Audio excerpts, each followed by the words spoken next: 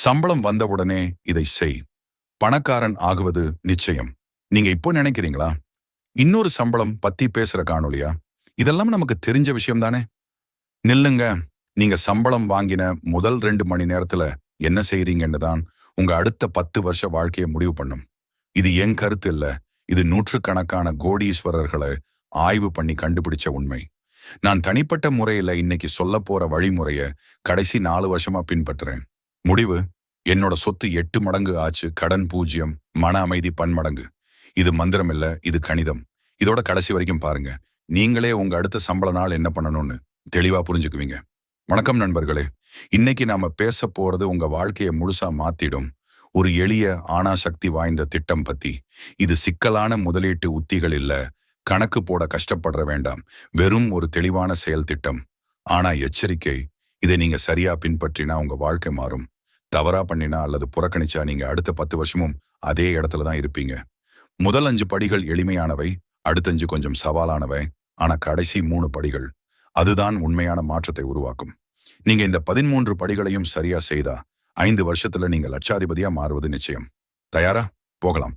நாம ஆரம்பிக்கிறதுக்கு முன்னாடி ஒரு உண்மையான கதை சொல்றேன். இது மதுரையில் நடந்த சம்பவம். 2 சகோதரர்கள், கண்ணன் மற்றும் முருகன். இருவருமே ஒரே நிறுவனத்துல வேலை. ஆரம்ப சம்பளம் 38,000 ரூபாய். இப்ப 7 வருஷம் கழிச்சு என்ன நடந்துச்சு தெரியுமா? கண்ணன் இன்னும் அதே மாதிரி வாழ்க்கை. சம்பளம் 52,000. வீடு வாடகை, கடன் அட்டை நிலுவை 80,000. எப்பவும் பண கஷ்டம். முருகன் சொந்த வீட்டுக்கு முன்பணம் கட்டிட்டாரு. 2 வருமான வழிகள், சேமிப்பு 12 லட்சம். கடன் இல்ல, நிம்மதியான வாழ்க்கை. வித்தியாசம் என்ன? கண்ணன் சம்பளம் வந்ததும் முதல்ல எல்லாரோட கடன் கட்டணும், கொஞ்சம் செலவு பண்ணணும், மிச்சம் இருந்தா சேர்க்கலாம்னு நினைச்சாரு. முருகன் முதல்ல எனக்கு பணம் ஒதுக்கணும், அப்புறம்தான் மத்ததுன்னு செஞ்சாரு. இந்த ஒரு சின்ன வித்தியாசம் தான் இன்னைக்கு பெரிய வித்தியாசத்தை உருவாக்கிடுச்சு. இப்போ நாம அந்த சரியான வழிமுறைக்குள்ள போகலாம். கவனமா கேளுங்க. படி 1: சம்பளம் வந்த அடுத்த 5 நிமிடத்துல முதல் 20% உடனடியா பிரிங்க. இது மிக மிக முக்கியம். சம்பளம் வங்கி கணக்குல வந்த உடனேயே, யாருக்கும் கடன் கட்டுறதுக்கு முன்னாடி, எந்த பில்லும் கட்டுறதுக்கு முன்னாடி, எந்த செலவும் பண்றதுக்கு முன்னாடி முதல் 20% தனியா பிரிச்சு வேற கணக்குல போடணும். உங்க சம்பளம் 40,000 ரூபாய்னா 8,000 ரூபாய், 50,000 ரூபாய்னா 10,000 ரூபாய், 60,000 ரூபாய்னா 12,000 ரூபாய். இதை பேச்சுவார்த்தை நடத்த முடியாது. இது நிலையானது. அடப்பாவி, 20%? ரொம்ப அதிகமா இருக்குமே நினைக்கிறீங்களா? கேளுங்க. நீங்க அரசுக்கு வரியா 20 முதல் 30% கொடுக்குறீங்க இல்லையா? அது அரசுக்கு. இந்த 20% எதிர்காலம் உங்களுக்கு. எது முக்கியம்? என் சொந்த அனுபவம். நான் முன்னாடி மிச்சம் இருந்தா சேர்க்கலாம்னு நினைச்சேன். மாசம் முடியறதுக்குள்ள எப்பவும் மிச்சமே இருக்காது. ஆனா நான் முதல்ல 20% பிரிக்கணும்னு ஆரம்பிச்சதும் எல்லாமே மாறிடுச்சு. முதல் வருஷமே 1,20,000 சேர்ந்துச்சு. அடுத்த வருஷம் 1,50,000. 4 வருஷத்துல 6 லட்சம். இது வட்டி இல்லாம கணக்கு. வட்டியோட சேர்த்தா இன்னும் அதிகம். படி 2: அந்த 20% தொடக்கூடாத கணக்குல போடுங்க. இது தொடர்ந்து முக்கியம். அந்த 20% பணம் உங்க சாதாரண சேமிப்பு கணக்குல இருந்தா நீங்க அவசர சூழ்நிலையில் எடுத்துடுவீங்க. ஒரு தடவை மட்டும்னு நினைச்சு எடுப்பீங்க, அது பழக்கமாயிடும். அதனால அந்த பணத்தை தனி கணக்குல போடுங்க. மூடப்பட்ட காலம் வைப்பு நிதி, பொது வருங்கால வைப்பு நிதி, தொடர் முதலீட்டு திட்டம், எதையாவது. ஆனா அது எளிதா எடுக்க முடியாத கணக்கா இருக்கணும். நான் என்ன பண்ணினேன்னா, தனி வங்கியில் கணக்கு தொடங்கினேன். அதுக்கு வங்கி அட்டையோ இணைய வங்கியோ இல்ல. சம்பளம் வந்த உடனே தானாக அந்த கணக்குக்கு பணம் போற மாதிரி அமைச்சேன். நான் அதை பார்க்கவே முடியாது, அதனால எடுக்கவும் முடியாது. இது மிக திறம்படா வேலை பண்ணுச்சு. படி 3: மீதி 80% 3 பகுதியா பிரிங்க. இப்போ உங்க கையில 80% இருக்கு. இதை 3 பகுதியா பிரிக்கணும். முதல் பகுதி 50% தேவைகளுக்கு. வீட்டு வாடகை, உணவுப் பொருட்கள், மின் கட்டணம், போக்குவரத்து, கடன் தவணை, காப்பீடு, இதெல்லாம் இதுல வரும். இது உங்க அடிப்படை தேவைகள். இது இல்லாம வாழ முடியாது. இரண்டாவது பகுதி 20% விருப்பங்களுக்கு. உணவகம், திரையரங்கம், வார இறுதி பயணம், புதிய உடை, பொழுதுபோக்கு, இதெல்லாம் இங்க வரும். இது நல்லா இருக்கணும், ஆனா கட்டாயம் இல்ல. மூன்றாவது பகுதி 10% அவசர நிதிக்கு. இது ரொம்ப ரொம்ப முக்கியம். மருத்துவ அவசரம், வேலை இழப்பு, வாகன பழுது, கணினி பழுது, எதுவும் நடக்கலாம். இந்த நிதி இருந்தா நீங்க கடன் வாங்க வேண்டாம், யார்கிட்டையும் கேட்க வேண்டாம். உதாரணமா சம்பளம் 50,000னா 20% 10,000 எதிர்காலத்துக்கு, 50% 25,000 தேவைகளுக்கு.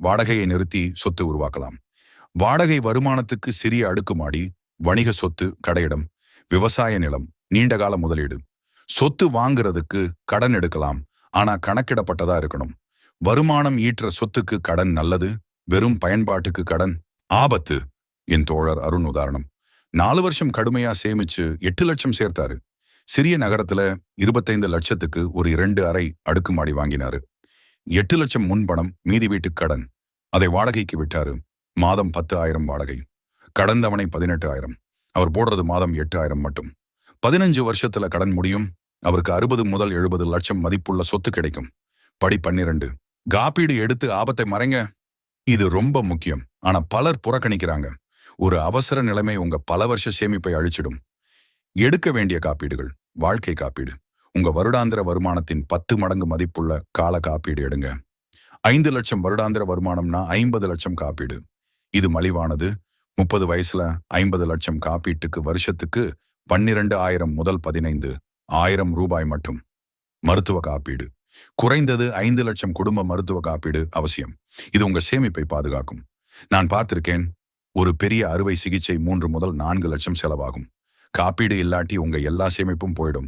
எங்க அப்பாவுக்கு இதய பாதிப்பு வந்தப்போ மருத்துவ செலவு 4.5 லட்சம்.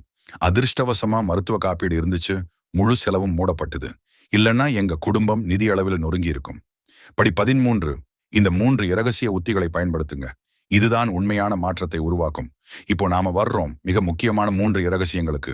இதை பெரும்பாலோர் தெரிஞ்சுக்கிறதில்ல, தெரிஞ்சவங்களும் பின்பற்றதில்ல. ஆனா இதுதான் பணக்காரர்களுக்கும் நடுத்தர வர்க்கத்துக்கும் உள்ள உண்மையான வித்தியாசம். இரகசியம் 1. 72 விதி. உங்க பணம் எப்ப இரட்டிப்பாகும்னு கணக்கிடுங்க. இது ஒரு எளிய கணித விதி, ஆனா மிகவும் சக்தி வாய்ந்தது. உங்க பணம் எத்தனை வருஷத்துல இரட்டிப்பாகும்னு தெரிஞ்சுக்கணுமா? 72 உங்க வருடாந்திர வட்டி விகிதத்தால் வகுங்க. உதாரணம், வங்கி வைப்பு நிதி 6%. 72 12 வருஷம். பரஸ்பர நிதி 12%. 72 12 6 வருஷம். பங்குச்சந்தை 15%. 72 15 4.8 வருஷம். இப்போ இதை நீண்ட காலத்துல பாருங்க. 1 லட்சம் ரூபாய் 30 வருஷம். வைப்பு நிதி 6%. 30 வருஷத்துல 2.5 முறை இரட்டிப்பு 5.7 லட்சம். பரஸ்பர நிதி 12%. 30 வருஷத்துல 5 முறை இரட்டிப்பு 32 லட்சம். பங்குச்சந்தை 15%. 30 வருஷத்தில் 6 முறை இரட்டிப்பு 64 லட்சம். ஒரே தொகை, ஒரே காலம், ஆனா வருமானம் 10 மடங்கு வித்தியாசம். இதுதான் புத்திசாலித்தனமான முதலீட்டின் சக்தி.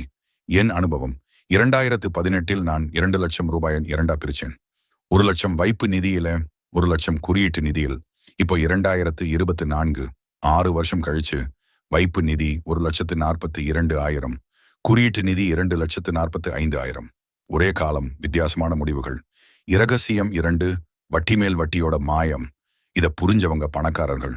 ஐன்ஸ்டைன் சொன்னாரு, வட்டி மேல் வட்டி உலகத்தோட 8வது அதிசயம். இத புரிஞ்சுக்கிறவன் சம்பாதிக்கிறான், புரிஞ்சுக்காதவன் கட்டுறான். வட்டி மேல் வட்டின்னு என்ன? உங்க முதல் தொகைக்கு மட்டும் வட்டி இல்ல, வட்டிக்கும் வட்டி கிடைக்குது. வட்டி மேல் வட்டி. சாதாரண வட்டி எதிராக வட்டி மேல் வட்டி. 1 லட்சம் ரூபாய் 10% வருடாந்திர வருமானம். 20 வருஷம் சாதாரண வட்டி. ஒவ்வொரு வருஷமும் 10,000 ரூபாய். 20 வருஷத்துக்கு பிறகு மொத்தம் 3 லட்சம். 1 லட்சம் பிளஸ் 2 லட்சம் வட்டி. வட்டி மேல் வட்டி. முதல் வருஷம் 10,000, அடுத்த வருஷம் 11,000. 1.1 லட்சத்துக்கு 10%. 3வது வருஷம் 12,100. இப்படியே 20 வருஷத்துக்கு பிறகு மொத்தம் 6,70,000. ஒரே தொகை, ஒரே வட்டி விகிதம், ஒரே காலம். ஆனா வட்டி மேல் வட்டி 2 மடங்குக்கு மேல் வருமானம். 30 வருஷத்துக்கு போனா 17,40,000. 40 வருஷத்துக்கு போனா 45 லட்சம். இதோட அதிசயம் என்னன்னா, ஆரம்ப வருஷங்கள்ல வளர்ச்சி மெதுவா தெரியும், ஆனா பிற்பகுதியில் வேகமா வளரும். இதுக்கு பனிப்பந்து விளைவுன்னு பேரு. என் நண்பர் விக்ரம் 25 வயசுல மாதம் 5,000 ரூபாய் பரஸ்பர நிதியில் முதலீடு ஆரம்பிச்சாரு. 12% சராசரி வருமானம். 60 வயசுல ஓய்வு எடுக்கும் போது மொத்த சொத்து எவ்வளவு தெரியுமா? 2.4 கோடி ரூபாய். அவர் மொத்த முதலீடு 21 லட்சம் மட்டும். 5,000 x 12 x 35 வருஷம். மீதி 2.2 கோடி எல்லாம் வட்டி மேல் வட்டியோட மாயம். இன்னொரு நண்பர் வெங்கட் 35 வயசுல தான் ஆரம்பிச்சாரு. அதே 5,000 மாதம். 60 வயசுல அவருக்கு 70 லட்சம் மட்டும். 10 வருஷ தாமதம் 1.7 கோடி இழப்பு. இதான் வட்டி மேல் வட்டியோட சக்தி. எவ்வளவு சீக்கிரம் ஆரம்பிக்கிறீங்களோ அவ்வளவு அதிகமா பலன். இரகசியம் 3. பணவீக்கம். அமைதியான செல்வ கொலையாளி நம்மள 90% பேர் பணவீக்கத்தை தீவிரமா எடுத்துக்கிறது இல்ல. விலை கொஞ்சம் ஏறுது அவ்வளவுதான்னு நினைக்கிறோம். ஆனா இது உங்க செல்வத்தை அமைதியா கொள்ளுது. இந்தியாவில் தற்போதைய சராசரி பணவீக்கம் சுமார் 6%.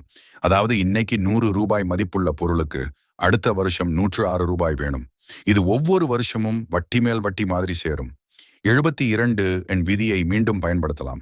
72 6 12 வருஷம். அதாவது 12 வருஷத்துக்கு ஒரு முறை விலைகள் இரட்டிப்பாகும். இன்னைக்கு 100 ரூபாய்க்கு கிடைக்கிற பொருளுக்கு 12 வருஷம் கழிச்சு 200 ரூபாய் கொடுக்கணும். இதை 30 வருஷ கண்ணோட்டத்துல பாருங்க. இன்னைக்கு மாத செலவு 40,000 ரூபாய்னா 30 வருஷம் கழிச்சு அதே வாழ்க்கை முறைக்கு 2,30,000 ரூபாய் மாதம் வேணும். கிட்டத்தட்ட 6 மடங்கு. இப்போ இதை உங்க சேமிப்போட தொடர்பு படுத்துங்க. நீங்க வங்கி சேமிப்பு கணக்குல பணம் வச்சிருக்கீங்க. 3 முதல் 4% வட்டி கிடைக்குது. பணவீக்கம் 6%. அதாவது உங்க உண்மையான வருமானம் என்ன? எதிர்மறை 2 முதல் 3%. நீங்க ஒவ்வொரு வருஷமும் 2 முதல் 3% செல்வத்தை இழக்கிறீங்க. உங்க பணத்தோட மதிப்பு குறையுது. இதை நான் என் தந்தையோட அனுபவத்துல பார்த்திருக்கேன். 1995 அவங்க 5 லட்சம் ரூபாய் வைப்பு நிதியில் போட்டாங்க. அப்போ அது பெரிய தொகை. ஒரு நல்ல வீடு வாங்க போதுமான தொகை. இப்போ 2024 29 வருஷம் கழிச்சு அது வட்டியோட சேர்த்து 19 லட்சம் ஆயிருக்கு. நல்லா தெரியுது இல்லையா? ஆனா இன்னைக்கு அதே வீடு 85 லட்சம். அவங்க பணம் வளர்ந்துச்சு, ஆனா வாங்கும் திறன் பெரிய அளவுல குறைஞ்சிடுச்சு. தீர்வு என்ன? பணவீக்கத்தை விட அதிக வருமானம் தரக்கூடிய சொத்துக்கள்ல முதலீடு பண்ணணும். பங்குச்சந்தை, சொத்துக்கள், தங்கம், தொழில்கள் இவை நீண்ட காலத்துல பணவீக்கத்தை தாண்டுற வருமானம் தரும். இந்த 3 இரகசியங்களையும் புரிஞ்சுக்கிட்டா உங்க பணம் உங்களுக்காக வேலை செய்யும். நீங்க பணத்துக்காக வேலை செய்யறது இல்ல. இப்ப எல்லாத்தையும் ஒன்னா சேர்த்து பார்ப்போம். விரைவான மீளாய்வு. அடிப்படை படிகள். 1. சம்பளம் வந்ததும் முதல் 20% பிரியுங்க. 2 தனி கணக்குல போடுங்க. 3 மீதி 80% 3ஆ பிரியுங்க. 50% தேவை, 20% விருப்பம், 10% அவசரம். 4. அவசர நிதியை 6 மாச செலவுக்கு சேருங்க.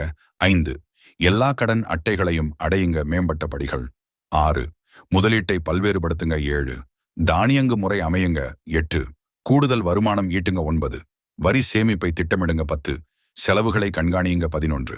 சொத்து வாங்க திட்டமிடுங்க. 12. காப்பீடு எடுங்க. இரகசிய உத்திகள். 13. 72 விதி. வட்டி மேல் வட்டி.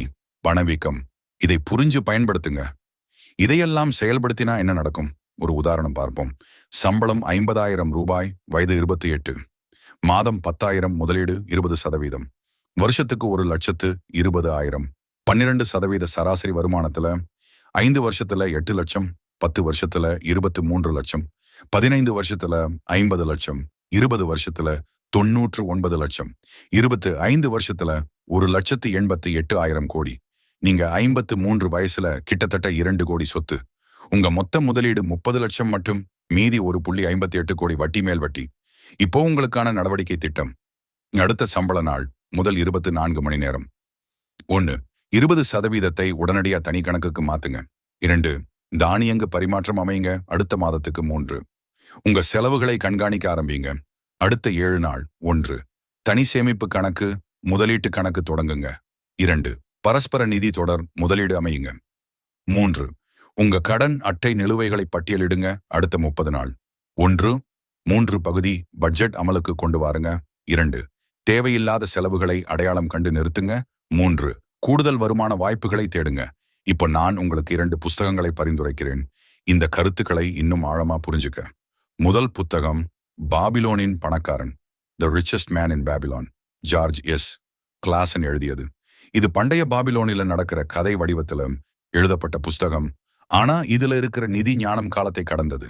முதல்ல உனக்கே பணம் கொடு, உன் பணத்தை உனக்காக வேலை செய்யவை, உன் செல்வத்தை பாதுகாத்து. இந்த அடிப்படை கோட்பாடுகளை கதை மூலமா விளக்குது. ரொம்ப எளிதா இருக்கக்கூடியதா இருக்கும். நான் இந்த புத்தகத்தை 3 தடவை படிச்சிருக்கேன். ஒவ்வொரு முறையும் புதுசா ஏதாவது கற்றுக்குவேன். தமிழ் மொழிபெயர்ப்பும் கிடைக்கும். இணைப்பு விளக்க பெட்டி மற்றும் பின் செய்யப்பட்ட கருத்துல இருக்கும். 2வது புத்தகம் உங்க பணம் அல்லது உங்க வாழ்க்கை, your money or your life, Vicki Robin எழுதியது. இது பணமும் வாழ்க்கையும் இடையேயான உறவை பத்தி ஆழமா விளக்குது. பணம் என்பது வெறும் நாணயம் இல்ல, அது உங்க வாழ்க்கை சக்தின்னு அது சொல்லும். நீங்க உங்க நேரத்தையும் சக்தியையும் பணத்துக்கு மாத்துறீங்க, அதனால அதை மதியுங்க. இந்த பார்வை மாற்றம் என் முழு பண மனநிலையையே மாத்திடுச்சு. தமிழில் கிடைக்கும் இணைப்பும் விளக்கத்திலையும் கருத்திலையும் கொடுத்திருப்பேன். இந்த 2 புத்தகங்களையும் படிச்சு இந்த காணொளியில நான் சொன்ன படிகளை செயல்படுத்தினா 1 வருஷத்துல உங்க நிதி வாழ்க்கை முழுமையா மாறிடும். இப்போ இறுதி செய்தி சொல்லிட்டு முடிக்கிறேன். நான் இன்னைக்கு உங்களுக்கு 13 படிகளை சொன்னேன். சம்பளம் வந்தவுடன் என்ன செய்யணும்னு. இது சிக்கலான உத்திகள் இல்ல, வெறும் எளிய ஆன சக்தி வாய்ந்த செயல்முறைகள். இப்போ உங்க கோட்டுல நீங்க இதை வெறும் தகவலா வச்சுட்டு மறந்துடுவீங்களா? இல்ல நடவடிக்கை எடுத்து உங்க வாழ்க்கையை மாத்துவீங்களா? நான் உங்கள்கிட்ட நேர்மையா சொல்றேன். செல்வம் என்பது அதிர்ஷ்டம் இல்ல, அது ஒழுக்கம். நீங்க சரியான தேர்வுகள் எடுத்தா, சரியான முறைகளை பின்பற்றினா, நிலையா இருந்தா வெற்றி நிச்சயம். உங்க நிலைமை எப்படி இருந்தாலும் 20 வயசுல ஆரம்பிக்கிறீங்களா இல்ல 40 வயசுல திருத்தம் செய்கிறீங்களா, இந்த கோட்பாடுகள் வேலை செய்யும். தாமதம்னு ஒண்ணுமில்ல, ஆரம்பிக்கிறது தான் முக்கியம். நம்ம தமிழ் பழமொழி சொல்லும், நாளைக்கு என்ன என்று நினைக்காதே, இன்றைக்கே செய். இன்னைக்கே ஆரம்பிங்க. உங்க அடுத்த சம்பள நாளுக்காக காத்திருக்காதீங்க, இன்னைக்கே திட்டமிடுங்க. இதோ என் இறுதி சவால் உங்களுக்கு. கருத்து பகுதியில் எழுதுங்க. அடுத்த சம்பளம் வந்ததும் நான் இந்த 3 படிகளை செய்வேன். உங்க 3 படிகளை குறிப்பிடுங்க. இது பகிரங்க உறுதி, உளவியல் படி நீங்க பின்பற்றுற வாய்ப்பு அதிகம். கூடவே உங்க சந்தேகங்கள், கேள்விகள், அனுபவங்கள் எல்லாத்தையும் கருத்துல பகிருங்க. நான் தனிப்பட்ட முறையில பதில் சொல்வேன், உதவுவேன், வழிகாட்டுவேன். நீங்க தனியா இல்ல, இந்த பயணத்துல நான் உங்களோட இருக்கேன். இந்த தடத்தை குழு சேர்க்கை பண்ணீங்களா? சரிபார்க்குங்க. மணி குறியீட்டை அழுத்துனீங்களான்னு பாருங்க. நான் வாரந்தோறும் இந்த மாதிரி நடைமுறை நிதி உள்ளடக்கத்தை பகிர்றேன். செல்வ கட்டுமானம், முதலீட்டு உத்திகள், பண மேலாண்மை, கூடுதல் வருமான யோசனைகள் எல்லாமே எளிய தமிழ்ல செயல்படுத்தக்கூடிய மாதிரி. இந்த காணொளியை உங்க குடும்பம் மற்றும் நண்பர்களோட பகிருங்க. நிதி அறிவை பரப்புறது உங்க பொறுப்பு. நீங்க உங்க அன்பானவங்களோட நிதி எதிர்காலத்தை மேம்படுத்த உதவலாம். ஒரு நபர் கூட இந்த வழிமுறைகளை பின்பற்றி பயனடைஞ்சா உங்க பங்களிப்பு அளப்பரியது. விருப்பம் குறியீட்டை அழுத்துங்க. அது யூடியூப் வழிமுறைக்கு சமிக்ஞை, இந்த காணொளி பயனுள்ளதுன்னு இன்னும் நிறைய பேருக்கு பரிந்துரை பண்ணணும்னு. அதிக விருப்பம் ஷஷ், அதிக பரவல் ஷஷ், அதிக வாழ்க்கைகள் மாற்றப்படும். நீங்க இந்த காணொளியை இதுவரைக்கும் பார்த்ததுக்கு நான் உண்மையிலேயே நன்றியுள்ளவன். உங்க விலை மதிப்பற நேரத்தை இங்க முதலீடு பண்ணீங்க. இது வீணாகாம உங்க செல்வ உருவாக்க பயணத்துக்கு விதையா இருக்கட்டும். இந்த இறுதி எண்ணங்களை நினைவில் வைங்க. சம்பளம் வந்த முதல் 2 மணி நேரத்துல என்ன செய்றீங்கன்னு தான் அடுத்த 10 வருஷம் என்ன ஆக போறீங்கன்னு முடிவு பண்ணும். முதல்ல உனக்கே பணம் கொடு, அப்புறம் மத்தவங்களுக்கு. சேமிப்பு என்பது மிச்சமானதை சேர்க்கிறது இல்ல, முதல்ல சேர்த்துட்டு மிச்சத்தை செலவு பண்றது. பணக்காரர்கள் வேற கிரகத்திலிருந்து வரல, அவங்க வேற கோட்பாடுகளை பின்பற்றுறாங்க. உங்க வருமானம் எவ்வளவுன்னு முக்கியம் இல்ல, நீங்க அதை எப்படி நிர்வகிக்கிறீங்கன்றதான் முக்கியம். வட்டி மேல் வட்டி உங்க நண்பனா இருக்கும் முதலீடுகள்ல, அல்லது உங்க எதிரியா இருக்கும் கடன்கள்ல. நீங்க தேர்வு செய்யுங்க.